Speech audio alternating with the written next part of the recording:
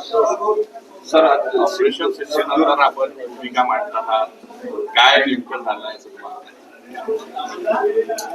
माझं असं म्हणणं आहे की पहिल्यांदा तुम्ही जिंकणारे युद्ध हारण्याच्या परिस्थितीत का घेऊन गेला याच भारतीय जनता पक्ष RSS या दोघांनी खुलासा करणं त्याच्यातलं महत्वाचं आहे. 20, 25, 30 वर्ष चाललेला अतिरेकी हल्ला ही थांबवण्याची संधी होती. पाकिस्तान हे टेररिस्टचं ऍक्सेस आहे. असं असताना एका बाजूला बलुचिस्तान यांचा स्वातंत्र्याचा लढा सुरुवात आहे. तुम्हाला हे ऍक्सेस पूर्णपणे संपवण्याची संधी होती. ती संधी तुम्ही का घालवलीत याचा खुलासा आपण असणार करा.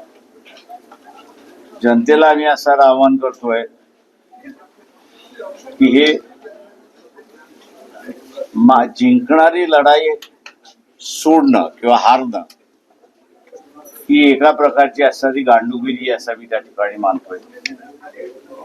तेव्हा येणाऱ्या मतदानामध्ये तुम्हाला गांडुगिरी करणारे जे आहेत त्यांना मतदान करणार आहात की हिमतीने असणारं या ठिकाणी सगळं घडवलंय त्यांना तुम्ही मतदान करणार आहात, हा सगळ्यात महत्वाचा प्रश्न तिथे राहणार आहे.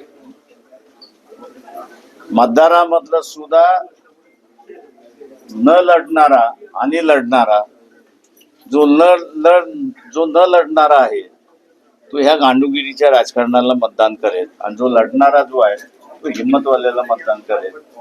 अशी परिस्थिती उभरते असं मला त्या ठिकाणी दिसतंय.